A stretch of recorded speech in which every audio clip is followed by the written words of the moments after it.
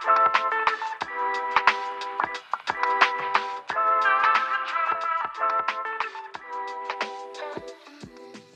gente, boa noite, obrigado pela presença de todos. É um grande prazer estar aqui de volta aqui na PUC, né? Ainda mais do lado do Lucas, que é um amigo que eu fiz aqui na faculdade, que a gente tem uma troca muito legal. Professores que foram tão importantes na nossa formação, obrigado pelo convite. E vai ser um prazer falar com vocês aqui agora. Eu preparei uma conversa que é um pouco mais direcionada para o momento que vocês estão, então, assim, falar um pouco da nossa trajetória acadêmico-profissional. E é sempre curioso, assim, nesses momentos que a gente para refletir sobre a nossa trajetória, a gente começa a perceber esses momentos de inflexão na nossa carreira e começa a conectar os pontos, e a gente vê que muito do que acontece hoje tem origem no que a gente fez aqui na PUC, né, com contato com os professores que vocês estão tendo também. Então é muito interessante estar aqui e poder compartilhar isso com vocês. Então a maneira como eu estruturei essa apresentação, o começo vai ser sobre um pouco a trajetória acadêmico-profissional e depois entrar na produção do escritório que eu ajudei a fundar aqui no Rio de Janeiro, chamado Polis. E também é muito particular, assim, o que a gente mostra, o que a gente edita. Então, assim, algumas coisas eu vou passar um pouco rápido, mas é porque realmente, por mais que a gente goste de falar muito sobre nossos projetos, a gente tem que saber um pouco também calibrar aqui o foco da apresentação. Então, isso aqui é um breve apanhado geral, assim, da minha trajetória. Eu entrei na PUC em 2010 e saí em 2016. E ao longo da faculdade eu tive a oportunidade de estagiar em alguns escritórios, dentre eles o Campo, que foi muito importante na minha trajetória, do professor Gabriel Duarte, que eu acho que vocês não tiveram contato, que ele já saiu da PUC, mas que foi um professor assim, que foi muito importante na minha formação, tanto da questão de ensino, como também colaborou diversas vezes ao longo da minha trajetória. Em 2015, eu tive a oportunidade de fazer um estágio nos Estados Unidos, no OMA, que também foi super importante, é um histórico que eu sempre admirei. E é uma coisa que eu também sempre, quando converso com jovens arquitetos, sempre incentivo que nada está fora do alcance. Assim. Então, assim, é uma coisa que eu achava que era muito impossível, mandei portfólio e aconteceu. E também foi uma coisa muito definidora da trajetória que eu tive depois que eu saí de lá. Então, voltei em 2016 aqui para me formar na PUC. De lá, colaborei com o Caio ali no GRUA durante um curto período de tempo, que também foi super importante. O primeiro contato que eu tive com o projeto executivo foi o Caio que me ensinou, então, muito obrigado. E de lá, eu fui participante de uma exposição da Bienal de Veneza, do Pavilhão do Brasil, chamado Muros de Ar. E de lá eu engatei no meu mestrado em Yale e depois voltei para o Brasil para fundar o Polis. Então, assim, uma coisa é a trajetória, né, usual, assim, fui na PUC, estagiei em tal lugar, mas também reforçar que muitas das coisas dos caminhos que eu segui foram coisas além das atividades normais de faculdade de estágio. Então, participação em exposições, workshops, eletivas, essas coisas todas já acabam contribuindo também para o trabalho que você desenvolve depois. Então, aqui eu me formei aqui no mestrado em 2020, que coincidiu também com a pandemia, e que foi um dos motivos pelos quais eu voltei para o Brasil. Então, agora passando super rápido por alguns projetos lá do OMA, só para vocês verem um pouco a escala dos projetos. Então, assim, a gente aqui no Rio de Janeiro está acostumado a trabalhar com uma escala um pouco mais doméstica e tal. E aí foi o primeiro contato que eu tive também com projetos de maior escala, com programas mais complexos. Então, foram alguns projetos no Japão, então, edifícios multifuncionais, também com master plans, que eu nunca tinha trabalhado antes. E aqui um arranha-céu que ficou pronto recentemente também em Tóquio.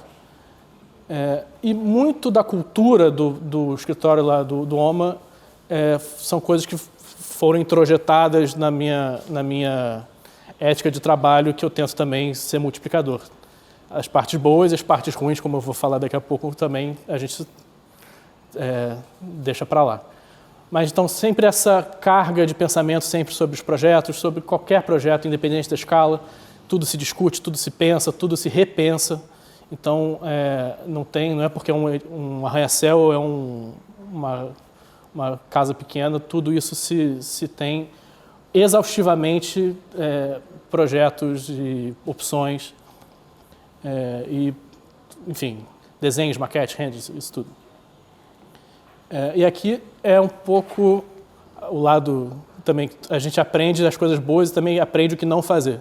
Isso aqui é o meu, não sei se vocês vão conseguir ver daí pequenininho, isso aqui são as horas que eu trabalhava no escritório. Então, aqui na coluna esquerda é a hora que eu entrei no escritório, aqui na direita é a hora que eu saí e aqui são as horas extras. Então, vocês podem ver, ó, mais 7 horas, mais 5 horas, mais 4 horas, mais 5 horas. Então, assim, saía meia-noite, 5 da manhã, virava à noite.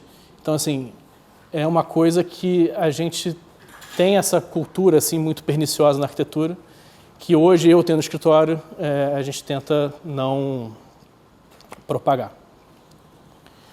Aqui é a exposição que a gente fez na Bienal de Veneza, chamada Muros de Ar, que, em linhas gerais, era uma pesquisa que tentava olhar para o Brasil através de 10 mapas que lidavam com temas diferentes. Ou seja, a gente olhava para o Brasil através de óticas diversas, através da cartografia. Então, a exposição eram 10 mapas de 3x3, que isso está online, eu acho que seria interessante vocês darem uma olhada depois. Mas, então, você tem esses desenhos grandes e depois essa granularidade da informação quando você engajava com o desenho de maneira mais próxima, né? Então, isso aqui era mapeando o fluxo de arquitetos brasileiros no mundo. Isso aqui era um mapa que tratava sobre ecologia e queimadas e o rio aéreo da Amazônia e, enfim, desenvolvimento urbano do Brasil. E aqui também super rápido, porque também não vamos se prender nisso. São alguns projetos que eu desenvolvi no mestrado que eu fiz em Yale. Era um mestrado em arquitetura, mas que trabalhavam também com a escala da cidade. Então, essa escala intermediária entre arquitetura e urbanismo também, que é muito forte no trabalho que a gente desenvolve hoje no Polis. Enfim, até um projeto de arranha-céus e tal. Bom, agora entrando no escritório que a gente fundou aqui no Rio de Janeiro em 2021. O escritório ele é cofundado por mim e o Gabriel Kozlovski, que é também ex-aluno aqui da PUC, que acho que ele é 5 anos mais velho que eu, mas a gente também colaborou ao longo de vários anos antes da gente fundar o escritório. Ele era um dos curadores da Bienal de Veneza, que eu apresentei. E ele também fez mestrado nos Estados Unidos e se divide entre Brasil e Estados Unidos hoje em dia. O escritório, a gente é um escritório de projeto, arquitetura e urbanismo, mas que tenta sempre colaborar com outras disciplinas. Então, a gente tem o ferramental da arquitetura, que a gente tenta colaborar com outras disciplinas em diversas iniciativas que eu vou apresentar daqui a pouco, mas sempre com essa ideia de como é que nós, como arquitetos, conseguimos contribuir para uma discussão ampliada que não seja só arquitetura. Então, que envolve colaborações com geógrafos, sociólogos, enfim. Então, assim, é muito, diria, prepotente eu, com 32 anos, tentar falar como deve ser uma história de arquitetura, mas apresentar para vocês como é que a gente tem desenvolvido nossos projetos e algumas diretrizes que a gente tenta sempre adotar no escritório. Então, assim, eu listei algumas aqui. Uma delas é que a gente nunca quer se repetir formalmente no escritório. Então, a gente não gosta de ter um projeto que a pessoa bate o olho e fala assim, esse projeto é do Polis. Então, a gente busca sempre ter uma consistência no processo, não necessariamente no produto final. Então, assim, isso aqui são alguns projetos que a gente desenvolveu de 2021 até hoje e que a gente sempre tenta não se repetir. Então, seja em solução formal, em uso de materiais, em como a gente articula o programa internamente. Então, a gente alcança isso tanto intencionalmente, como da maneira como a gente organiza o escritório. Então, assim, no Polis, a gente tem essa coisa que, surpreendentemente, não é usual, que arquiteto projeta. Então, assim, a última coisa que a gente quer no escritório é ter um departamento de criação, um departamento de executivo, um departamento de fachada. E isso, assim, para a gente é interessante que a gente tenha a contribuição de todo mundo que trabalha com a gente, porque a gente quer um escritório que discuta arquitetura. Então a gente tem uma equipe, hoje somos 8, e que a gente quer que todo mundo se desenvolva como arquiteto também. Então, assim, desde o estagiário até o sócio, a gente projeta, claro, com supervisão minha, do Gabriel, a gente também tem ali alguma certa ingerência. Mas tudo que vocês vão ver aqui agora é fruto de uma colaboração entre as partes do escritório. Não é só eu e o Gabriel desenhamos aqui e passa para alguém executar. Então, essa é a nossa equipe atual ali em cima, somos 8. Talvez vocês reconheçam ali algumas pessoas da nossa equipe atual. E pessoal também que já passou pelo Polis também. Então, a gente gosta muito de encarar o escritório como escola, no sentido de, como eu falei, é menos uma imposição de cima para baixo, em que eu e Gabriel, ou algum arquiteto mais sênior, define a direção do projeto, e mais como se fosse um estúdio de projeto. Ou seja, imagina que fôssemos professores, e cada um está ali desenvolvendo o projeto, e a gente tem ali momentos de aproximação e distanciamento com o resto da equipe, de desenvolvimento e discussão, E, no final, agora eu vou passar um pouquinho sobre o passo a passo padrão de um projeto nosso. Então, chega um projeto novo no escritório, a gente tem um momento de, claro, briefing, preparação de bases e análises de terreno, e a partir daí, quem quiser projetar, a gente dá liberdade. Às vezes não está com alguma demanda um pouco mais pesada, não vai ter tempo, ou esse projeto não estou muito interessado, mas a rigor, somos 8, então cada um desenvolve uma proposta própria. E a gente desenvolve ela a nível de estudo preliminar e apresenta em grau de igualdade para o cliente. E aí o cliente escolhe o projeto que ele achar que melhor atende aos desejos e necessidades do projeto. Então, por exemplo, isso aqui são os nossos iniciais, né? Então, o MD sou eu, o GK é o Gabriel Kozlovski. Então, vamos supor que o cliente escolheu o CR. CR poderia ter sido o estagiário. Se o cliente gostar, beleza, parabéns para o estagiário. E aí, cada projeto, como eu falei no início, todo mundo projeta, todo mundo gerencia.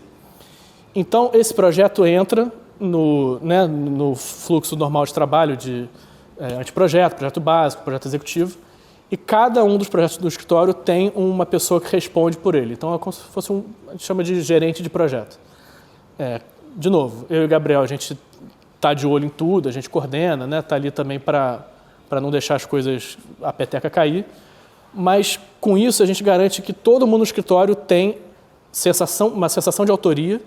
Então, assim, ela veio com a ideia, ela que desenvolveu, e ela participa do projeto do início ao fim.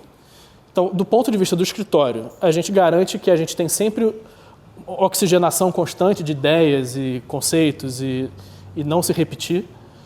Do ponto de vista do arquiteto, tem o desenvolvimento pessoal de todo mundo. Então, assim, participa desde a concepção até detalhamento de arquitetura, escolha de mobiliário. Então, é uma jornada realmente completa que a gente quer que todo mundo tenha. E é isso também, assim, tem um tempo limitado que as pessoas conseguem aguentar fazendo uma atividade só.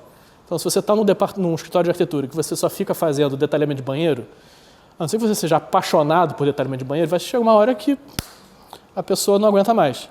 Então, assim, a gente gasta muito tempo, tem muito esforço para treinar todo mundo, para botar todo mundo na nossa maneira de projetar. Então, a gente tem interesse que a pessoa realmente fique no escritório e se envolva no projeto.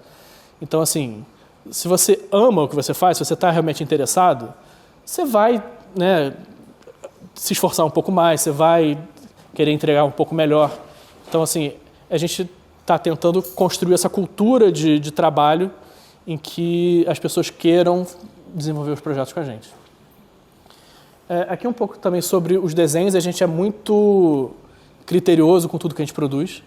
Então, assim, desenho que sai do escritório tem que estar fechadinho, bonitinho, e tem que ter alguma carga de pensamento por trás. Então, assim, os desenhos, modelos, renders, textos, tudo, a gente é muito criterioso com tudo que sai do escritório. E uma coisa que a gente sempre fala é que os desenhos têm que ser lidos e engajados em diferentes escalas. Então, assim, um exemplo que eu estava pensando essa semana que eu ia apresentar, montando essa apresentação, isso aqui é um quadro do Hieronymus Bosch, que ano passado eu montei um quebra-cabeça desse quadro. E eu nunca tinha pensado nisso. Um quebra-cabeça, você engaja com o desenho em diferentes escalas. Porque você tem ali a tampa da caixa com o quadro inteiro, e depois você vai vendo pecinha por pecinha. Então, a maneira como você consome essa imagem é muito peculiar, porque você tem a visão geral e depois você vai entrando nos detalhes. E assim como a gente também gosta de pensar nos nossos desenhos, então os mapas, os renders, as plantas, é sempre o ir e voltar à aproximação de escala. Então, escala do território, escala da arquitetura. Então, assim, isso tem uma estrutura geral da imagem, mas depois você vai vendo os detalhes, né? E aí você vai se surpreendendo, quando você percebe, você já está há 1 hora olhando para esse negócio, e você tem uma leitura que é multi-escalar dessas coisas. Então, um pouco também da maneira como a gente encara nossa produção gráfica. Isso aqui é especificamente direcionada para vocês que estão na faculdade, que é sempre usar a ferramenta certa. Sempre que entra alguém lá no escritório, a gente tem um mês de exorcismo, de tirar o SketchUp da cabeça de vocês. Que assim, eu usei SketchUp a faculdade inteira, o portfólio que eu mandei para o Diploma era tudo feito de SketchUp, mas tem um limite que você não consegue sobrepor, no sentido de que às vezes você precisa de ferramentas que são mais potentes e mais parrudas. Então, isso aqui é mais para... essa frase eu gosto muito, que é: a gente faz as nossas ferramentas e depois as nossas ferramentas moldam a gente. Então, assim, a mesma desenho como linguagem também. A maneira como você pensa é também moldada pela linguagem que você tem. Então, assim, alguns projetos jamais poderiam ter sido feitos lá no escritório se a gente tivesse com um programa que não lida bem com curva, com ângulos esquisitos e com geometrias mais complexas. Tanto morfologicamente como também nível de detalhe. Então, assim, nossos modelos são sempre muito detalhados e tal, então cabo, parafuso. E pode parecer às vezes uma frivolidade, mas pensar nessas coisas também é pensar a arquitetura. Então, não é fazer uma forma exuberante, mas no 3D você consegue resolver como essas coisas se materializam. E isso, claro, obviamente, muda também a forma como você projeta. E também toda a parte de detalhamento depois a gente faz no Rhino, Grasshopper e tal. Então, assim, eu não sei como a gente conseguiria ter feito um projeto com uma geometria complexa sem o uso dessas ferramentas que são apropriadas para isso. Por fim, também, a gente gosta muito de pensar a representação não como um produto final, ou seja, vou fazer o render para apresentação. Ou seja, tudo é uma ferramenta. E todas essas ferramentas a gente usa como forma de pensar projeto também. Então, assim, vamos fazer uma maquete? Vamos fazer uma maquete durante o processo de projeto, vamos fazer o render. A gente pensa muito, tem muito vai e vem. Então, assim, diferente de alguns escritórios que às vezes terceirizam render ou que faz um render só no último momento, não, essas coisas estão andando sempre em paralelo, porque a gente começa a entender melhor o que a gente está projetando. Então, assim, estou falando de render porque eu sou o cara do render, estou puxando a site para o meu lado, mas o modelo, toda a maquete, então, assim, não pensar só para mostrar para o cliente ou mostrar para a publicação. A gente precisa também sempre validar as coisas que a gente está projetando de antemão. Então, agora, não sei se eu me alonguei muito, mas agora eu vou entrar de fato nos projetos. Eu separei nas 3 frentes que a gente mais tem trabalhado, que é urbanismo, arquitetura e pesquisa, e eu tentei separar 2 projetos de cada uma dessas áreas de atuação. Então, isso aqui é uma pesquisa que a gente desenvolveu em parceria com o Paulo Tavares, chamada Memória da Terra, que estudou na década de 60, teve um levantamento da Força Aérea Brasileira que identificou várias dessas ocupações dos povos chavantes no centro-oeste brasileiro. Então, eram sobrevoos de avião, tirando foto. Vocês conseguem até ver ali na direita a sombra do avião, passando por cima desses assentamentos indígenas. E aí você consegue ver também os indígenas ali assustados, jogando flecha ali nos aviões. E o que aconteceu foi o seguinte: esses assentamentos foram, ao longo do tempo, esvaziados, abandonados, e tinha vestígios dessas ocupações no território. E, de uns tempos para cá, algumas delas foram dizimadas, foram ou postas abaixo, ou passaram com pasto por cima. E a pesquisa era reconstruir digitalmente essas aldeias por meio de mapas, modelos, renders, e fazer uma petição para o Ministério Público Federal para que esses vestígios arqueológicos fossem reconhecidos pelo IPHAN e pelo Ministério pelas instituições de preservação. Então, eu separei um vídeo aqui para mostrar para vocês, que é o que a gente desenvolveu, né? Então, a gente tinha esse registro de imagem histórico, que a gente mapeou e redesenhou tudo, e reconstruímos como seriam essas aldeias digitalmente, e que foram anexadas ao documento que foi submetido pelo Ministério Público Federal. Então, de novo, render como ferramenta de projeto, e a gente argumentou que esse material que a gente produziu fosse anexado como evidência arqueológica desses assentamentos. Como é que eu volto aqui? Então, aqui, mais proximamente, a arquitetura das ocas do povo chavante. Então, você tinha toda essa questão das ocas ali em torno de maneira circular, com esses elementos aqui de armazenamento de alimentos no centro. Então, tinha toda uma lógica arquitetônica que a gente reconstruiu através dessas imagens históricas. E aqui são as imagens de satélite da década de 60, que a gente também fez esse mapeamento. Isso aqui que é interessante. Hoje em dia, se você olhar nas imagens de satélite, você consegue identificar esses assentamentos aqui com vegetação. Então, por algum motivo, esses assentamentos se tornaram super férteis e foram mantidos como massa arbórea.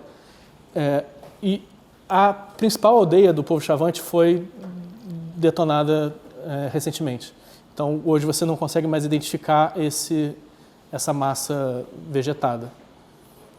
E aí, essa pesquisa a gente mostrou lá na Bienal de Vendas de 2023, produzimos também aqui essa maquete. E aí, a gente fez um vídeo mais completo também, que está online, para quem tiver interesse.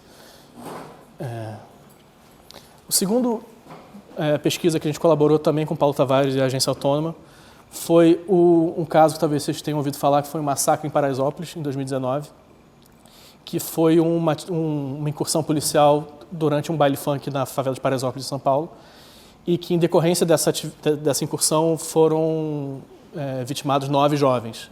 Então, foi uma barbaridade que aconteceu. E a família das vítimas e a Defensoria Pública chegou no Paulo Tavares com essa demanda.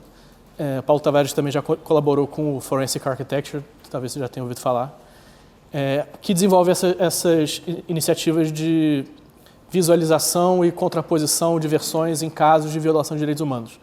Então, o que a gente fez foi recriar todos os acontecimentos desse episódio de Paraisópolis digitalmente. Então, isso envolveu uma série de profissionais da Defensoria Pública, advogados, a gente como arquitetos que detêm o ferramental de modelagem urbana. Então, a primeira coisa foi modelar Paraisópolis em 3D, claro, em diferentes graus de precisão. E aqui é a rua onde aconteceu esse incidente. Então, para a gente reconstituir esse caso em 3D, a gente juntou câmeras de segurança, câmeras de celular de quem estava lá, rádios da PM, relatos das vítimas. Então, tudo isso colaborou para montar um quadro que, no final das contas, virou um vídeo que eu vou mostrar para vocês também. Então, foram, se não me engano, 2 meses de ficar olhando ali no Street View, modelando guarda-corpo de casa, fio de poste, enfim, para no final a gente conseguir ter esse grau de precisão para isso ser também anexado no processo. Então, está aqui a sobreposição dessas câmeras com o nosso modelo. E aqui é a viela onde as pessoas foram encurraladas e os novos corpos foram achados em decorrência da ação policial. Então, a gente também desenvolveu esses desenhos analíticos aqui, que era a viela onde as pessoas foram encurraladas. Enfim, eu gostaria de falar muito tempo sobre isso, mas o tempo está contado aqui. Estamos bem de tempo? Tá. Então, enfim, só passando rapidamente também. E aqui a reconstituição dessa ação policial com base nos vídeos de câmera de segurança e telefone. E aí o produto final foi uma timeline em que a gente cruzava essas informações todas. Então aqui embaixo, deixa eu tirar o mouse aqui, você tem aqui o rádio da PM, as câmeras de segurança ali, aí vai entrar daqui a pouco também imagem de celular e todo o boletim de ocorrência também. Então, quando a gente cruza isso tudo e bota numa timeline em paralelo, começam a surgir as contradições. Então, você, por exemplo, tem uma câmera de segurança que, quando teve o maior número de agressões, que a gente está mapeando aqui também, com base nos vídeos, nos relatos todos, você vê que algumas câmeras param de filmar, você vê que a câmera de segurança, aquele trecho foi editado. Então, isso tudo começa a contrapor a versão oficial da polícia. Então, esse esforço todo é justamente para você dar para a família das vítimas esse poder de contrapor uma versão oficial, se o registro não bate.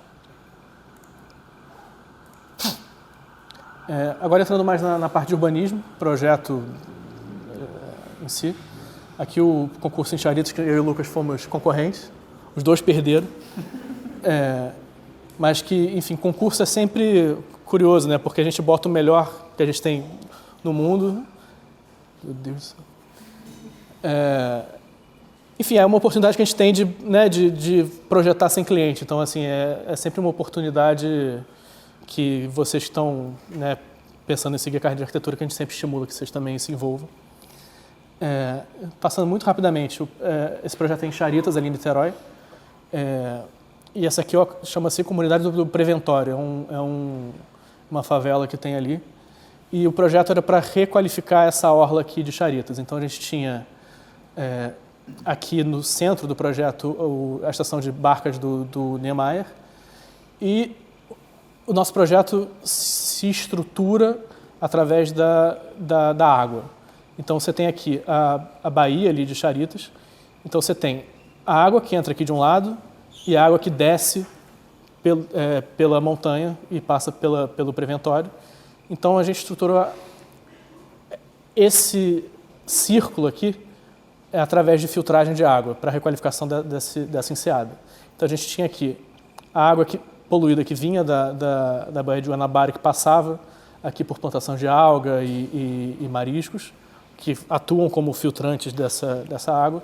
E, por outro lado, jardins filtrantes aqui ao longo ali da favela e dessa orla aqui. Então a gente tinha tanto essa parte paisagística de ter jardins, que era o que estava sendo pedido no briefing, mas também aproveitou isso como oportunidade de repensar como é que essa água é tratada e requalificar essa baía de Charitas como um todo.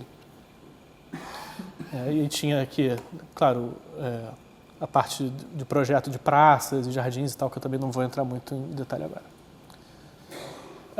Eu tentei mostrar sempre 2 projetos de cada tipo, no sentido de que um era um concurso e aqui agora é um projeto de urbanismo privado. Então, esse aqui é um terreno que 2 casais de amigos compraram no interior de Minas, em que cada um ia ter uma casa e queriam ter atividades compartilhadas pelo terreno. Então, a gente sempre começa também a os projetos urbanos através de um levantamento de drone. E a gente usa isso, tanto o levantamento topográfico dado por topógrafo, como também o drone mapeado 3D para gerar várias análises que eu vou mostrar para vocês daqui a pouco. Mas também recriar esse gêmeo digital do terreno ali no computador para a gente ter bases para trabalhar com informações em 3D.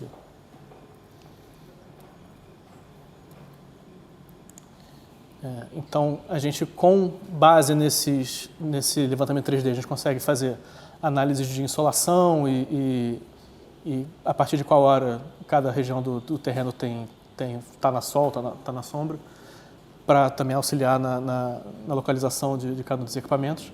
E a gente sempre faz uma série de análises, então, concavidade do terreno, para saber se o terreno está côncavo ou convexo,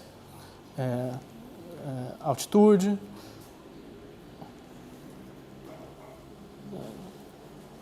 travada aqui.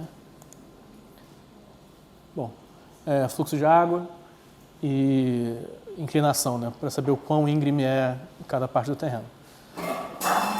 E aí a gente gosta sempre de ter uma ideia forte por trás do projeto. Então, todas as decisões de projeto oriundam dessa ideia forte. Nesse caso, a gente tinha uma grande pedra aqui no centro do terreno e o terreno é cortado por um rio.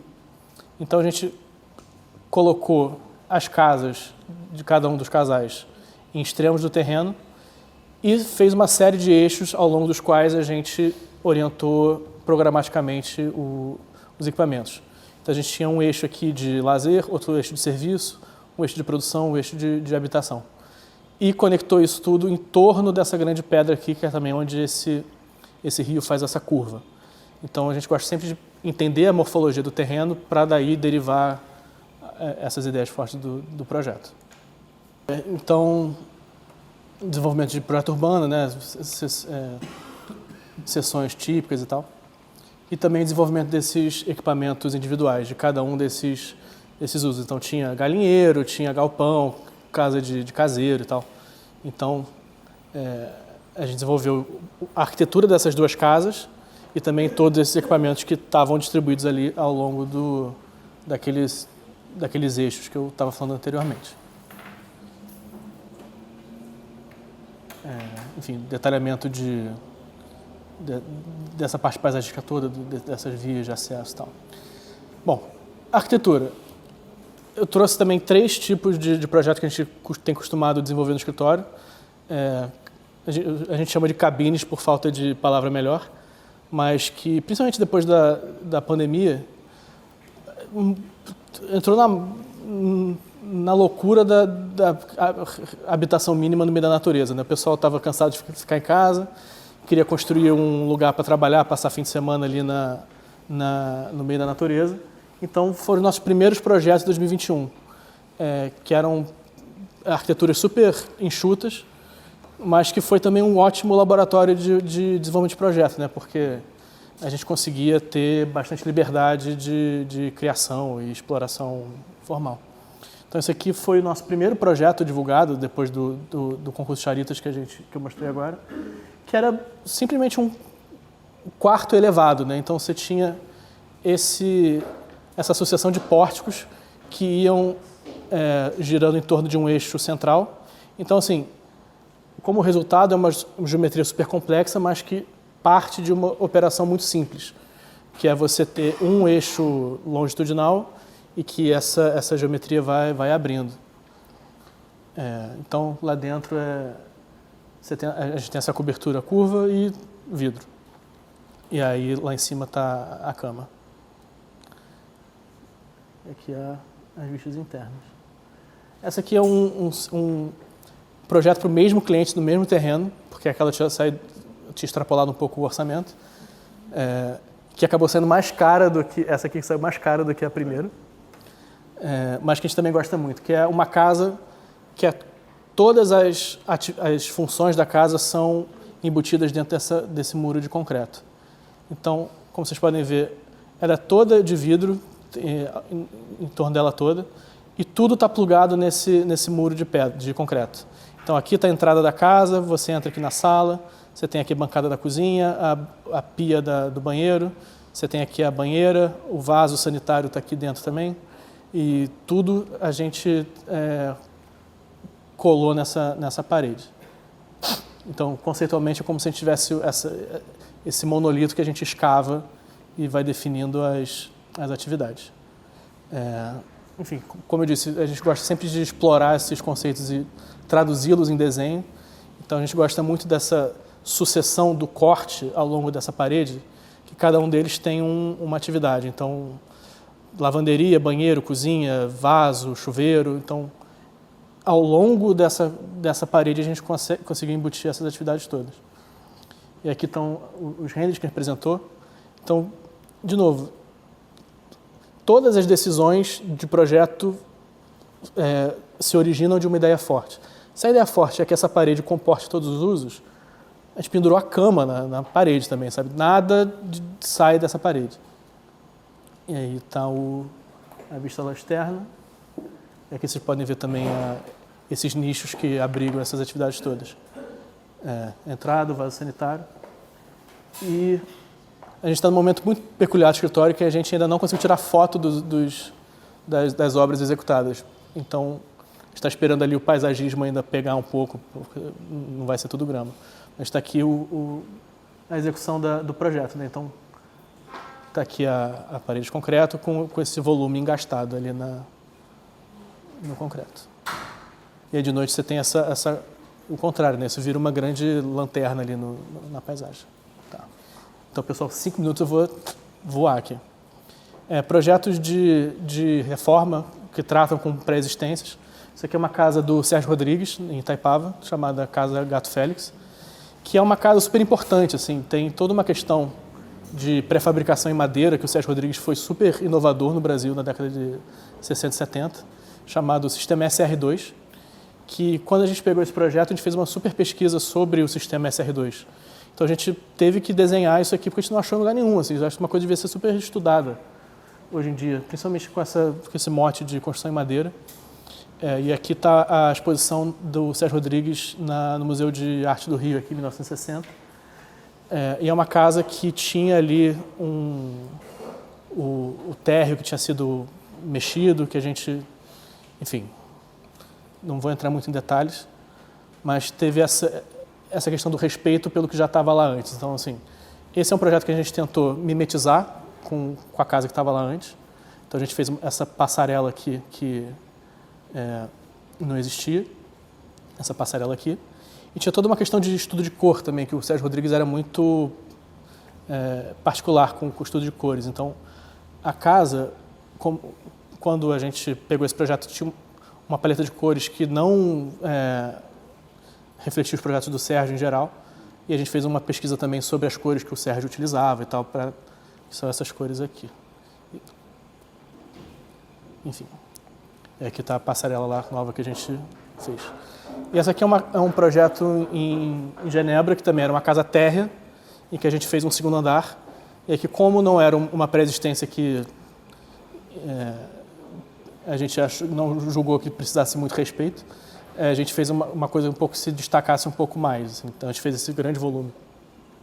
Em cima, que é todo circundado por essa cortina metálica. E aqui é um pouco daquilo que eu falei lá no começo, né? Várias propostas de projeto que são apresentadas e o cliente escolhe a que ele mais gostou. Aí, enfim, diagrama de projeto, tinha toda uma questão aqui interna. Aí aqui a casa também está em construção agora, ainda não terminou. Aqui está antes da instalação da cortina metálica e aqui com ela sendo instalada. Por fim, aqui a casa que a gente está finalizando agora, fim do ano, em Itaipava. É um projeto que a gente gosta muito também. É uma casa de 5 quartos ali em Petrópolis que se estrutura primeiro por essa inflexão aqui no terreno, por o encaixe dela na topografia. Isso aqui é uma encosta que a gente precisou responder através do projeto. Então a gente tem esse volume aqui que abriga áreas molhadas e áreas de serviço e esse bloco aqui que é definido pelo bloco de sauna e que pousa um bloco em cima de quartos. Então, a ideia do projeto é a gente ter esse grid aqui da piscina e fire pit e sauna aqui, e um grid aqui superior dos blocos. Então, a gente tem aqui esse volume aqui em cima, que cada um desses quadrados aqui é uma atividade, e a gente fez com que todo esse térreo aqui fosse lido como a paisagem. Então, o bloco da sauna emerge ali como uma rocha sobre o qual esse volume pousa, e essa laje toda do primeiro andar é como se fosse o terreno que foi elevado para dar teto aqui à área social da casa. Então, é como se fosse a continuidade aqui da encosta ali na cobertura. Então, a gente tem aqui a sauna, né, como eu estava falando, que é como se fosse essa rocha bruta, e esse volume super pristino e engenheirado lá em cima. Aqui está mais algumas imagens. Aqui está a visão noturna. A gente fez esses rasgos na pedra ali da sauna que de noite acendem. E aí a frente da sauna aqui é essa janela um pouco mais generosa para a vista. E aqui está a situação atual da casa, que está em construção, com algumas fotos. E eu acho que eu estourei meu tempo. Eu queria mostrar depois, talvez na meia hora depois, algumas entregas que a gente fez recentemente no escritório, mas a gente pode voltar nisso mais tarde. Obrigado, gente.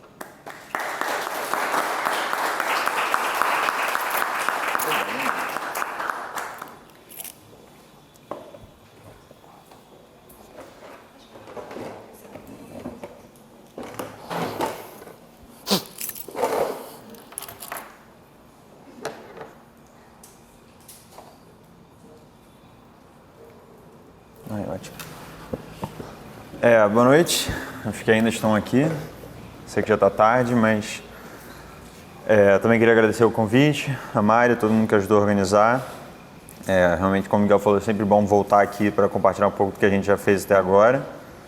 E vocês vão ver que tem bastante coisa em comum entre o que eu vou apresentar, tanto de pensamento de projeto e trajetória com a experiência do Miguel, mas também tem momentos que divergem um pouco mais. O Miguel é o cara do render, eu sou o cara que terceiriza. Eu dividi a apresentação em 5 partes. Então, primeiro falar um pouco da minha trajetória, né, o que eu fiz nos últimos 10 anos. Eu entrei na PUC em 2014. E eu quis agrupar os projetos, tanto os projetos que eu fiz antes de abrir o meu escritório, matéria, tanto os projetos que eu faço hoje em dia, por alguns eixos, assim, algumas diretrizes que norteiam sempre minha forma de abordar, independente da escala. E no final mostrar algumas dos projetos que já foram ou estão quase construídos. Então, como eu falei, eu entrei na PUC em 2014 e saí em 2019. E durante esse período, né, nos últimos 10 anos, assim, eu estagiei em alguns escritórios aqui no Rio. Então, eu trabalhei com o Felipe Calziro no Gávea durante 1 ano. Trabalhei na agência, que é de grandes amigos meus hoje em dia também, durante 1 ano. E aí, em 2018, eu fui para Portugal para trabalhar no MySlab. Fiquei lá um semestre, também já era uma outra escala de escritório, com uma pegada mais de projetos internacionais. E, assim como o Miguel também, assim, sempre me envolvendo em concurso, em workshop, na PUC, assim, coisas que podem parecer assim, simples hoje em dia, né? Tipo, fui de centro acadêmico, ajudei na revista da Prumo, mas que vão criando essas conexões, assim, esses laços que, né, abrem muitas portas depois. E saindo de Portugal, assim, eu voltei, fiz um semestre aqui no Rio e fui para o BIG, em Copenhague, onde eu acabei ficando 2 anos, antes de fazer um mestrado também em Colômbia.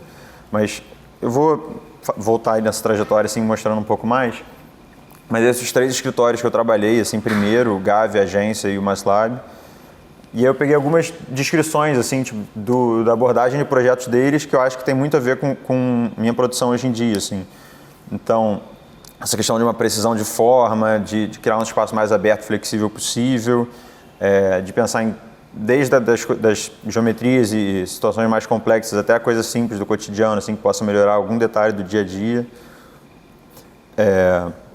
E depois desses 3, o workshop que eu participei com a professora Verônica, o Porto Academy, que é um workshop relacionado à Faculdade de Arquitetura do Porto, e até chegar no que eu acho que foi o momento, assim, que mais marcou minha trajetória até aqui, que foi essa colaboração de 2 anos lá no BIG, em Copenhague, que aí você é jogado assim numa escala de projeto que realmente não tem, eu acho que não tem assim, essa prática no Brasil, pelo menos.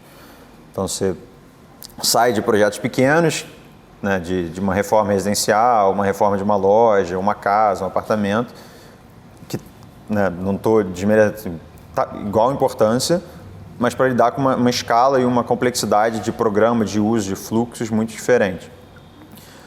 E o Big é um escritório, acho que hoje deve ter 800 pessoas, dividido em vários escritórios pelo mundo, mas que é isso, assim, todo mundo projeta também. Então, acho que tem muito essa mentalidade do homem, que o Miguel falou, que ele traz para o escritório dele, né? Um dos fundadores trabalhou no escritório do outro, mas que essa ideia está todo mundo trabalhando no mesmo projeto, assim. Então você está sempre em reunião com diferentes níveis. Você é estagiário, está tendo uma reunião e você está discutindo com o BIAR, que está mostrando maquete, estudando. E essa interação é muito boa, assim, no escritório. Você aprende muito com pessoas de experiência completamente diferentes. Só que por cronologia, assim, também aconteceu que eu estava em Copenhague durante a pandemia.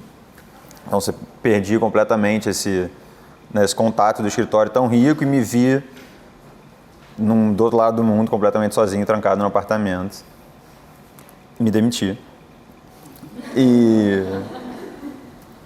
aí, saindo do Big, eu descobri que assim, eu estava sentindo falta de alguma coisa de uma escala maior. Assim, eram os projetos numa escala urbana ou de edifícios numa escala mais de cidade também, que eu não estava me sentindo confortável em fazer. Então, eu resolvi aplicar para o mestrado em urbanismo. E eu fiz o mestrado em Colômbia durante um ano. O mestrado lá é separado em 3 semestres. Então, no verão, você começa com uma escala local, em Nova York. Então, esse projeto era um projeto para um rio e os arredores desse rio em New Jersey. O segundo já era numa escala regional, que eles trocam de estado dentro dos Estados Unidos todo ano. Então, o meu projeto era sobre reparações de deslocamento e de desapropriação de moradias públicas em Atlanta. E o terceiro, que é uma escala internacional, que normalmente esse mestrado, né, permite você viajar a todos esses lugares, eu não fui a nenhum desses, por conta de restrições de Covid, mas que o nosso projeto era relacionado à energia renovável e independência de Belize, na América Central. Então, depois desses 3 semestres, né, que é uma experiência completamente diferente assim, de qualquer coisa, eu voltei para o Rio e abri meu escritório na matéria. Então eu tento trazer um pouco de tudo isso assim, hoje em dia, desde dos concursos que eu procuro fazer. Eu tenho muito essa prática do concurso, né? O Miguel falou, permite assim, acho que não só o lado de você poder fazer o projeto sem cliente, né, que te dá bem mais liberdade de projeto, te dá a possibilidade de fazer projetos que não chegariam em você de outra forma. Então, Charitas, por exemplo, né, que nós 2 participamos, nunca vão chegar num escritório de alguém recém-formado e oferecer um projeto dessa escala. Se você não procurar isso através de uma prática de concurso, está meio, ao meu ver, pelo menos, está restringindo sua área de atuação. Tanto que eu vou mostrar no final assim, um dos projetos que eu fiz durante um ano lá no escritório, de umas praças em São Paulo, que foi o resultado de um concurso que eu venci. Foi um ano de trabalho com a Prefeitura de São Paulo, 1 milhão de colaboradores diferentes e ainda não saiu do papel, né? Ano de eleição, mas talvez ano que vem. Então a feira eu não trouxe. Você vai me matar.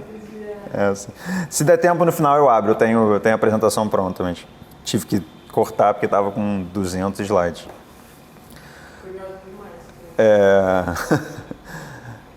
E aí o primeiro tema assim, que eu trouxe essa questão da investigação formal, que eu acho que é uma coisa que vem muito do Big. Aí eu trouxe 2 projetos, um que eu fiz lá e um que eu fiz no meu escritório aqui no início do ano. Os 2 eram concursos, um lá o concurso convidado, né, fechado, eles escolhem 5 escritórios para participar. O outro, infelizmente, eram 400 propostas. Então o concurso também tem um pouco disso, assim, de saber qual entrar. Eu acho que eu não acertei isso ainda. Um acertei. Então o primeiro projeto que eu queria trazer assim, era esse arranha-céu em Shenzhen, na China. É uma realidade muito distante, realmente, né, poder participar de um projeto desse, mas obrigado. Também se aprende muito. Então, mesmo slide que o Miguel apresentou. Você testa todas as formas possíveis, você tem essa cultura de tipo assim, vamos esgotar todas as variáveis, todas as opções, ver o que funciona, ver o que não funciona. E realmente é uma questão formal, assim, tem um programa, tem uma metragem que você precisa construir e vai muito de gosto, assim, de estética. É um escritório de 300 pessoas, então você imprime 30, 50 maquetes diferentes, de opções, coloca numa mesa, pede para todo mundo passar, opinar, porque tem um pouco desse tipo, bom senso das pessoas concordarem que aquela geometria funciona, não funciona por algum motivo. E aí, você ao mesmo tempo que está testando essa geometria, está sempre tentando pensar também em como chegar lá, né? Não é uma geometria totalmente aleatória, algumas até são, mas normalmente as que são escolhidas para ser levada adiante são as que têm um fundamento por trás que, por mais que você não explique, acaba fortalecendo o projeto, né? Então esse tinha uma questão da gente subir, né, na altura máxima que podia construir, tinha essa base maior que era para receber todo o programa mais público, na altura de 60 metros, eu acho, era onde o edifício teria as melhores vistas, então é onde a gente tenta aumentar essa planta, né, a área construída bem no meio. E é uma geometria que sempre muito forte a partir de um gesto, então esse gesto, assim, desse projeto específico, era essa ideia de volumes que estão interligados, estão encaixados. E assim, uma vez que você pegou essa ideia, muito parecido também com o que o Miguel apresentou da parede de concreto, você vai nela até o fim. Então, tipo assim, tudo dentro desse projeto tem que ter essa imagem para criar esse vocabulário assim, tipo, gráfico desses volumes. Então, a torre em si são esses volumes maiores, e no térreo tem essa horizontalidade dos andares, das escadas que criam tipo, essa topografia verde desde a rua até o 8º andar, não lembro. E em corte também, em todos os desenhos isso aparece. Então em corte tem essa exploração da geometria, esses volumes bem claros que você consegue separar programaticamente. Em planta é uma geometria que direciona o fluxo de fora para dentro desse edifício, tem esse espaço central. Opa, deixa eu... Eita, estou passando errado. Esse espaço central que desde o térreo você conseguiria ver esse vazio, né, ligando até o andar lá de cima, esse último volume. Então a planta tem um pouco disso, de girar em cima desse quadrado. E olhando a planta de todos os andares juntos, isso não era nem 1/3 dos andares, mas você vê que tem uma identidade assim, o projeto, né? A partir de um mero estudo formal desses cubos, todas as plantas se desenvolvem, os interiores também representam isso, você dentro e fora do prédio tem a mesma linguagem. Então esse é o espaço central lá em cima, ou até mesmo o bar do último andar, assim. Então tudo está tendo esse mesmo discurso. E o segundo projeto, né, desse tema, assim, dessa investigação formal, nesse estudo de geometria, foi um concurso que eu fiz no início do ano para um museu na Finlândia. Eu fiz com um amigo meu que era do BIC também, então a gente tinha essa forma de trabalhar muito parecida já. O museu pegava esse terreno aqui, que era bem na entrada da cidade, entre uma área industrial e o centro histórico. Então, aqui tinha um castelo, assim, que era o castelo mais antigo da Europa, então tinha todo um discurso de contexto, assim. E o concurso começa, normalmente você pega um documento, tem 100 páginas, tem todo um programa, todas as áreas que você precisa, todos os cômodos, e de novo, ver com essa volumetria, como esses volumes têm que funcionar juntos, e testa 50 opções.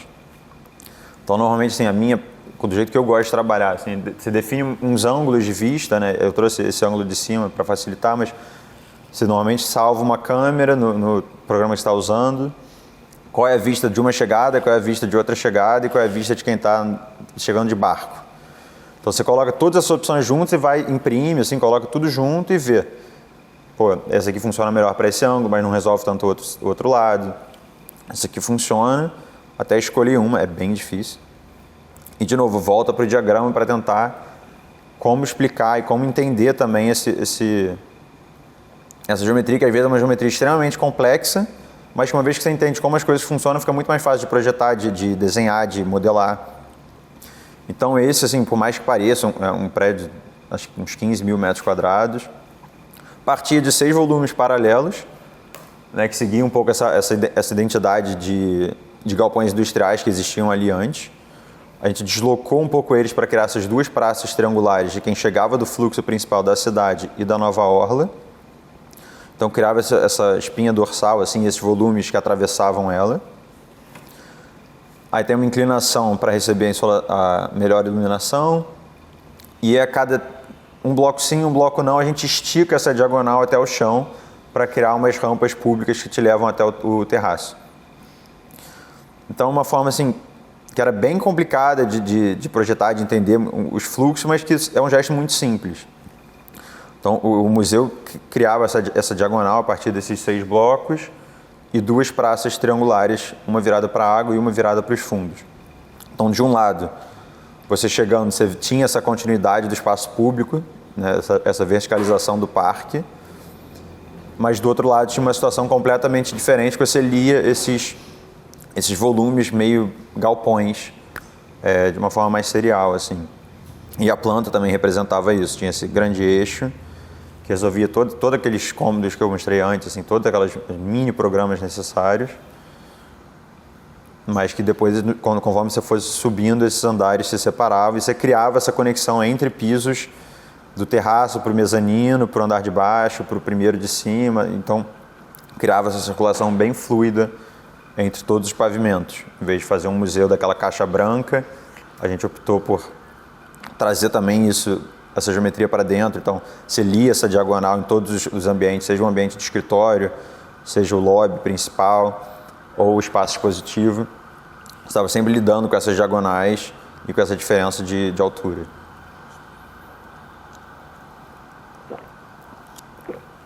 Tá horrível. O segundo tema, assim, que eu tento abordar, essa ideia de arquitetura como sistema, acho que todos eles estão muito interligados. Isso não significa que um projeto é uma forma de pensar e o outro projeto é outra. Acho que isso tudo está acontecendo ao mesmo tempo. Essa ideia de arquitetura como sistema, acho que está muito em torno de você tentar criar algum elemento simples ou alguma estratégia de projeto bem reduzida, assim, e que isso vai atender, seja um faseamento de construção ou a replicar a mesma estratégia em diferentes terrenos, como vai ser o caso do segundo projeto, ou uma questão estrutural. Então, de novo, eu trouxe um projeto do Big e um projeto do meu escritório. O do Big, obviamente, é essa estação intermodal, uma estação de trem na China, que era um prédio de 300 mil metros quadrados, que seria a segunda maior estação de... Tudo muito megalomaníaco, que era do lado de um aeroporto. E nosso ponto de partida do projeto, assim, era pensar a estrutura, porque era um desafio muito grande. Então, a gente partiu de 12 arcos de concreto. Então, os arcos tinham vãos diferentes, alturas diferentes, algum pegava de um andar para o outro. Mas que era a partir de 12 peças, a gente ia resolver 300 mil metros quadrados. Então, o que pode parecer uma geometria assim, muito complexa, né? Olhando tipo, de cara, a gente, na verdade, estava modelando no 3D um pedaço desse tamanho do prédio e replicando, e aquilo ali funcionava para diferentes funções. Então, eu não traduzi os diagramas, então tem as coisas meio em chinês. Então, começava assim, entendendo um pouco a questão dos fluxos, a que altura os trens estavam chegando, isso era uma diretriz do edital, a gente não poderia alterar, aonde as pessoas estariam chegando e aonde a pessoa que está esperando um trem estaria. Então, você já divide os usos nesses 3 níveis e tinha um limite de gabarito pela proximidade do aeroporto. Então, esses arcos, eles vão assim, do menor vão no andar de baixo, por uma questão de estrutura, né, de ter mais peso nos andares de cima, e esse vão ia se dobrando. E a partir desse único módulo, isso se replicava em 7 módulos paralelos. A gente criava uma separação, e essa separação era a exceção de um espaço verde que separaria os programas. Então, do lado esquerdo estaria todos os trens regionais e do lado direito os trens nacionais. Então, esse simples gesto assim, de espaçar e trazer um elemento diferente estruturava todo esse interior. Assim. Então, criava esse grande espaço verde com pé direito de 30 e 40 metros. E esses arcos você via em tudo, assim, então era desde a fachada das lojas, a cobertura, tudo estava de novo nessa mesma linguagem, assim, desse elemento. E as pontas tinham uma diferença assim, de encaixe, se girava 45 graus, mas, de novo, eram 12 arcos que resolviam isso tudo.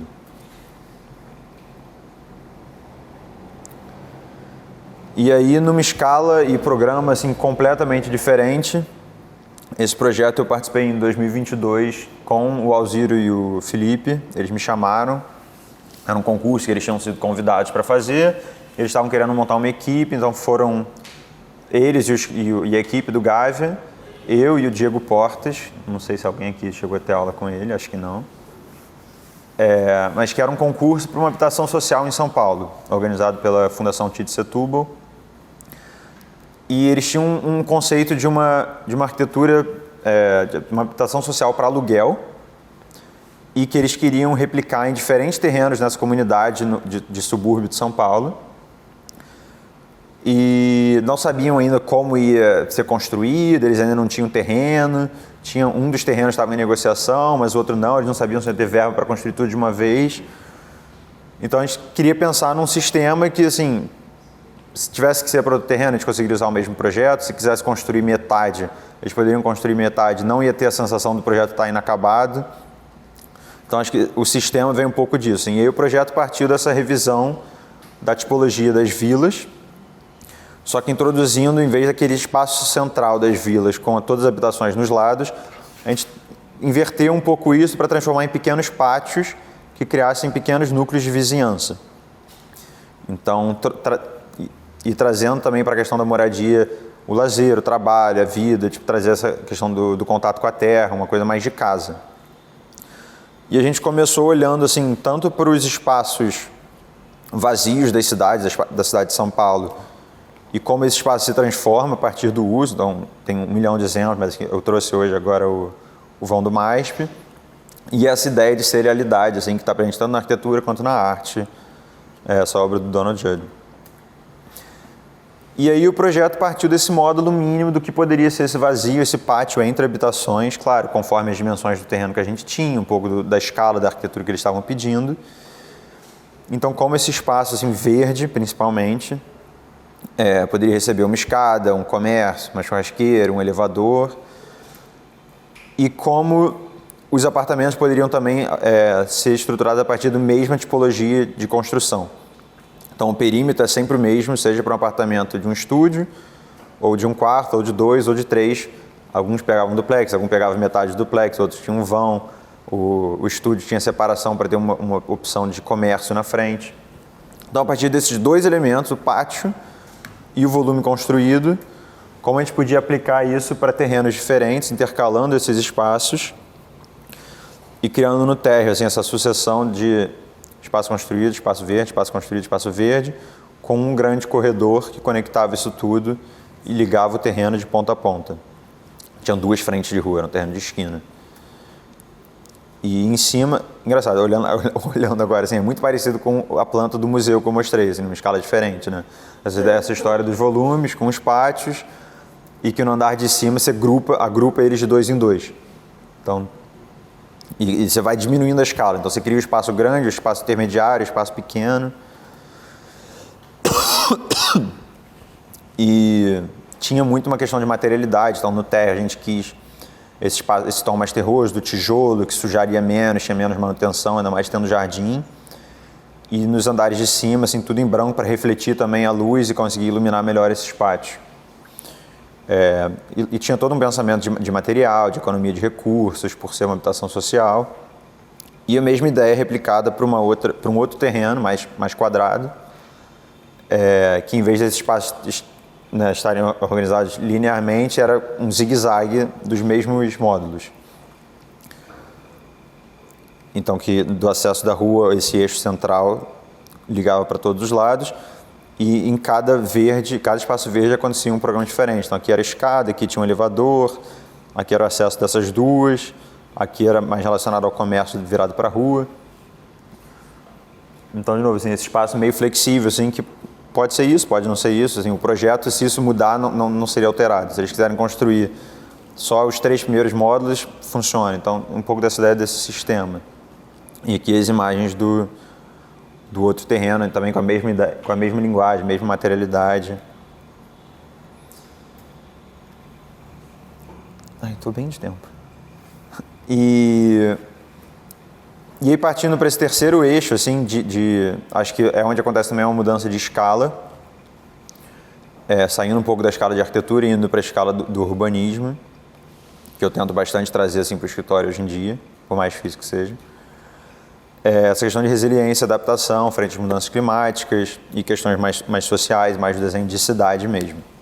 Então, eu trouxe 3 projetos, 2 lá do escritório, o concurso de Charitas e a praça do concurso de São Paulo. E o terceiro, o projeto do último semestre que eu fiz lá no mestrado, que era o projeto para Belize. Então, começando por Charitas, o Miguel já deu um pouco de introdução, eu não lembrava muito dos nomes das regiões. A nossa abordagem era parecida, mas também focava em outros pontos. Então, assim, a gente foi lá a Charitas, visitou, andou a orla inteira, de ponta a ponta. O que é muito importante, em concurso, muitas vezes você não tem essa chance, porque você está pegando concurso em lugares que você não conhece. Fiz 5 projetos na China, no BIG, nunca fui para a China. Fiz o concurso de São Paulo, fui lá visitar depois. O de Campina Grande também não conheci. Então é muito difícil você projetar assim sem conhecer o lugar. Parece papo chato, assim, de que o professor fala, tipo, visita, vai, tira foto, mas faz muita diferença, assim. Tenho certeza que o nosso projeto de Charitas não teria sido metade do que foi se a gente não tivesse ido lá um dia, tipo, caminhar na orla. Então a gente notou várias questões, assim, na nossa visita. E isso definiu assim, 4 estratégias do projeto. Primeiro, a nossa ideia de querer criar um parque Orla Verde, né, que a Orla de Charitas já tinha um pouco essa característica, mas estava subexplorada. E a nossa referência veio um pouco do Parque do Flamengo, também olhando para o Rio, que era o que a gente estava acostumado. A ideia de pontos de referência era uma orla que tinha acho que uns 3 quilômetros, talvez, 2,5. E não tinha ponto de referência, você estava sempre meio perdido, não sabia onde é que estava. E aí você pensa, no Rio, coisas parecem meio banais. Tem os postos de salvamento lá do Sérgio Bernardi, e que é o que todo mundo usa. Você vai para a praia e você fala, tipo, eu estou no posto tal, eu estou entre o posto 9 e 10. Então é muito importante, assim, nessa escala urbana, você ter esses pontos de referência, assim, que estruturam o espaço. Então isso era uma das coisas que a gente queria introduzir. A água como elemento estruturante também era uma diretriz nossa, talvez menos presente assim, como no projeto do Miguel. E a questão de intermodalidade de transporte. Assim, como ele falou, tinha essa estação das barcas do Niemeyer, que era, para a gente, o único ponto de referência da orla inteira. Só que tinha um ponto de BRT, tinha uma chegada de um ponto de ônibus, um espaço de mototáxi para as pessoas da comunidade. Então a gente também queria focar bastante nessa questão de fluxos de movimento, de circulação. Então, o nosso projeto, assim, você vê que a gente criou esses pontos de referência dentro d'água, então saindo um pouco porque o concurso te dá essa liberdade de quebrar um pouco as regras, assim, bom, você pode sentar o que você quiser, né? Mas a gente quis propor isso dentro d'água, então, isso aqui é a estação do... vocês não conseguem ver o mouse. Bom, aqui é a estação de barcos do Niemeyer. Para cá, que eu cortei no slide, acabei de perceber, a gente criou uma marina perto de um clube existente. Para cá, a gente quis trazer uma piscina, que era só um deck, na verdade, flutuante sobre a água, que trazia um elemento que já tinha existido em Charitas antigamente. Eles tinham um trampolim dentro da água na década de 80, e a gente quis trazer isso de volta. E a criação da praça radioamadora ali no início. Então a gente criou dentro d'água esses quatro momentos assim, que dividiam a orla em trechos. E criando entre eles esse grande parque verde. A gente quis fazer a restauração dessa vegetação local, da vegetação de mangue, até por uma questão de aumento do nível do mar, então isso daria uma proteção já para a cidade. E a ciclovia, assim, esse incentivo à mobilidade ativa, era uma linha, literalmente essa linha azul, que conectava esse espaço inteiro. Então, desde do espaço que tinha maior largura, a gente podia trazer umas quadras, e essa questão do esporte, que também era um uso que já existia no local, até esse percurso que era realmente assim, separar você da cidade e criar esse parque, essa camada entre a praia e os prédios. E aqui o terminal intermodal que a gente propôs, então que era entre que era relocando o ponto de ônibus perto da parada das barcas. A gente criou essa praça focada em transporte. E um dos elementos que era essa piscina com o trampolim, imitando o trampolim original da orla. Então, criando essa nova enseada, assim. E o último elemento que eu esqueci de falar era esse chafariz também que a gente trouxe para criar essa nova referência, assim, regional. Tá acabando.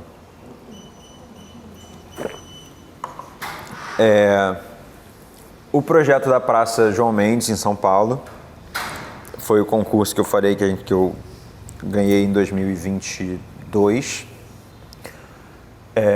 Eu fiz o concurso sozinho, estava meio sem projeto no escritório, estava com mais tempo livre, vi a chamada, fiz sozinho, desse laptop. Então, tipo assim, não precisa também de uma mega estrutura de escritório, de máquina para tentar um concurso desse. Assim como o museu na Finlândia, eu entrei assim, bom, vou fazer, né? Vai que. Aí quando você vê, você ganhou esse troço, você tem que fazer o projeto executivo de 30 mil metros quadrados de urbanismo, sem ter noção por onde começar. O concurso, ele foi parte do concurso Reinventing Cities, que é daquela C40, que é uma organização, uma colaboração entre diversas cidades pelo mundo para incentivar a mobilidade ativa, tornar a cidade mais resiliente, focar em pedestres e criar espaços públicos. Em São Paulo, foi a primeira cidade do Brasil a participar, então eles lançaram um concurso para 4 áreas diferentes. Então tem marcado em vermelho assim, a área 2 ali em cima, com a área 1, a área 3, que foi a que eu participei, e a área 4, que era bem perto. Assim. Então a área 3, que foi o que eu escolhi, eu na época cogitei fazer os 4, ainda bem que eu desisti. Ela é bem entre a Sé, então a Sé está aqui, a Praça da Sé, e aqui é a Liberdade.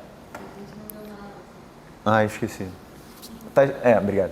A Sé está aqui em cima e para cá é a Avenida da Liberdade, essa reta que desce aqui. Então, e isso é parte do anel viário de São Paulo, então uma interseção muito importante de entrada nesse meio.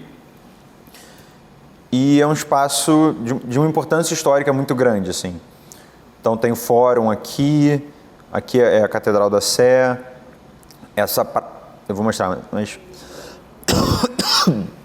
essa praça tinha 2 abrigos de bonde antigamente, que era a principal transporte público da cidade. E aí, quando você chega lá, tipo, é uma realidade que não valoriza essa memória, essa importância que esse espaço tem para a cidade. Tem diversas ruas subutilizadas que você passa uma hora lá, vê tipo um carro passando ou um carro estacionado. A antiga parada de bondes, assim, se você passa rápido e não sabe o que passa completamente despercebido, porque criaram esses volumes assim, de uma floricultura, uma banca, que foram construindo, tá? Tem carro de polícia estacionado embaixo. A pavimentação é péssima, então assim, idosos, cadeirantes, tem tipo, muita dificuldade de andar nessa região. E a ciclovia tem uns absurdos, como esse relógio, né? Porque você não consegue andar de bicicleta. E aí, eu não conhecia muito São Paulo, assim, não sabia da importância que essa região tinha, então comecei a fazer muita pesquisa, olhar muitas fotos antigas. Então você descobre, assim, tem o trilho do bonde tá ali, embaixo daquele asfalto, a parada de bonde aqui, antigamente, era esse elemento, assim, solto nessa região. Tinha bem menos espaço de pedestre. Uma época eles chegaram a construir uma passarela por cima dessas pistas e que foi demolida 15 anos depois, porque ninguém atravessava, as pessoas continuavam atravessando no nível dos carros e colocava em perigo. Até fui descobrir assim, que tinha um pedaço dessa praça que era usado de pelourinho, de escravos eram colocados ali. Então parte do projeto também quis tentar contar essa história. Os primeiros estudos assim, partiram de uma premissa básica de querer diminuir a área de asfalto e aumentar a área de pedestre e a área vegetada. Então o primeiro vocês não vê o mapa. O primeiro é a situação atual, então só o desenho do que é asfalto hoje em dia. Então o segundo, acabando com essas duas ruas que, ao meu ver, eram subutilizadas. E no terceiro momento, ampliando os canteiros, introduzindo canteiros centrais e elevando a travessia bem no momento dessa interseção. Então, fazendo uma travessia elevada para pedestre que forçasse os veículos a diminuírem a velocidade também. E, por fim, criar 3 praças, ou melhorar 3 praças que já estavam ali. Então, isso é como a planta final ficou. Tinha um respeito à pavimentação já existente, então existe essa pavimentação em pedra portuguesa, já tinha um trecho de ciclovia que eu propus estender e conectar com o outro lado. E o projeto separava meio nesses 3 momentos, assim. Então, no lado esquerdo da tela, focar nessa questão das 2 praças e do espaço de pedestre mesmo, onde as ruas iam ser acabadas.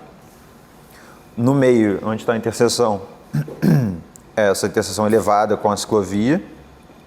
E no fim, focar mais numa questão de vegetação, de uma vegetação mais propícia para pássaros e para outros animais.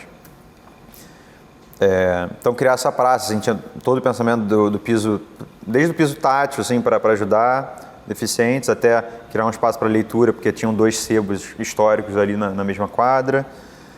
Aí onde tinha a parada do bonde, assim, acabar com aquelas construções que foram feitas tardia e restaurar o modelo original. E onde a rua foi interrompida para criar essa praça nova, pegar essa geometria da cobertura e reverter, escavando e criando uma arquibancada que duplica a função como um reservatório de águas pluviais.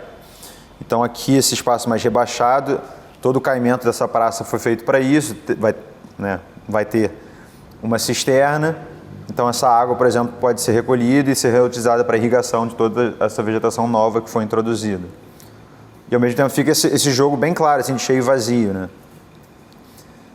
A travessia elevada, a nova ciclovia. E aí esse projeto rendeu muitos frutos. Ele foi publicado recentemente no guia do C40 como estudo de caso de exemplo de projeto urbano. E ano passado eu fui para o UI em Copenhague para apresentar junto com outros escritórios dos Estados Unidos e de Copenhague, num evento chamado por eles. Eu vou pular o projeto do mestrado, rapidinho, não vai dar tempo, só para mostrar um pouco das coisas construídas.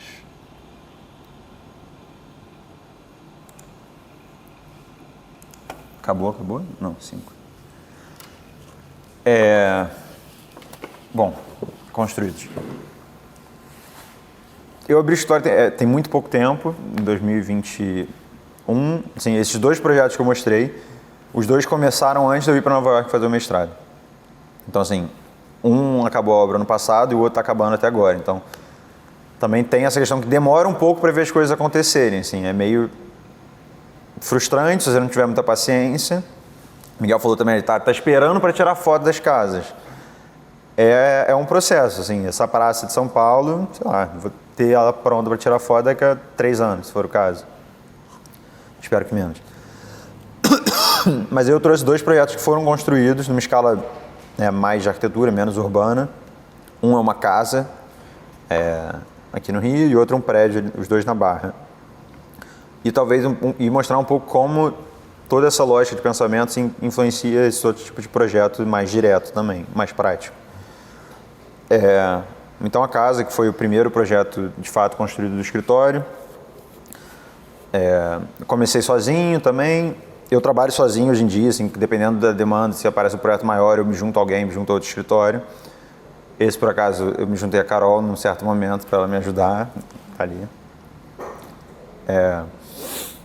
Então, também, essa é uma casa dentro de condomínio, um viés completamente diferente de qualquer desses outros projetos de espaço mais público, de uso mais público, mas não por isso menos importante.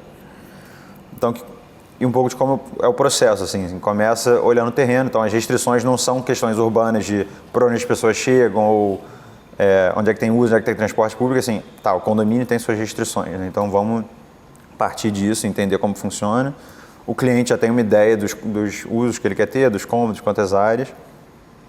E o mesmo estudo formal, assim, de entender como esse programa pode estar disposto no terreno. Então esse foi, por acaso, a opção que foi levada adiante, mas no primeiro momento eu apresentei umas 4 dessas iguais para o cliente e a gente desenvolveu. Assim, então tinha esse grande eixo de áreas molhadas e de áreas de suporte, então de cozinha, área de serviço, banheiro, sauna, etc.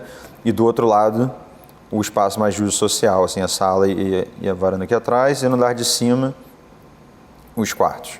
Eram 4 suítes. Então tinha essa ideia de para os fundos do terreno esse volume ir se dissolvendo, virado para a rua ele aparecia como um volume mais fechado e aos poucos ele ia abrindo e isso mostrava dentro. Então toda essa estrutura de concreto ficava aparente na sala através dessas vigas com as clarabóias que marcavam bem a planta, assim, esse espaço entre os volumes. E só mais algumas fotos. Então, essa ideia também da linha que vem da viga, que desce na esquadria, assim, seguindo sempre esse ritmo, essa precisão do desenho. Um pouco de como está o jardim, já está crescendo. E nos últimos 30 segundos, o Praia, que foi o primeiro edifício multifamiliar que eu fiz também, que a obra está quase pronta, está quase acabando. Foi um convite do João Pedro Bacoisa, que é o antigo sócio do Otávio. Fui eu, ele e um outro arquiteto, e depois entrou o Burle Marx no paisagismo, mais um escritório de interiores e outro de executivo. Assim, foi um projeto feito a muitas mãos. Ele ali no Jardim Oceânico, então aqui é a Praça do Pomar, ele é um dos últimos terrenos de esquina, assim, ali. E pelo tamanho do terreno, a gente tinha a oportunidade de oferecer um uso comum maior que normalmente nos prédios ali não tem. Então tem todo um espaço de escritório, sauna, academia, área de lazer. E para cima eram 6 apartamentos por andar. O primeiro pavimento tinha uma varanda um pouco maior e a cobertura era mais recuada por uma questão de legislação. O prédio não poderia fazer sombra na ciclovia em nenhum momento do ano. Situações muito diferentes, sim, mas a mesma ideia de testar excessivamente todas as opções. Então, aonde tem mais jogo de cintura nesses casos é em fachada. A planta, lógico, a gente testa muita coisa também, mas acaba sendo muito guiada pela legislação, mas a fachada a gente fez a mesma questão de várias iterações, vários testes, ver as vistas diferentes, qual funcionava melhor, até chegar no resultado que a gente mais gostava. Esqueci de escrever o texto, viu, né? E essas fotos são do início do ano, já está um pouco mais avançado que isso. Então, em breve, eu espero ter as fotos disso pronto também, para compartilhar. Bem no início da Barra. Então, ele acabou São Conrado, pegou o elevado e bem no início da praia, né? Bom, é isso. Obrigado.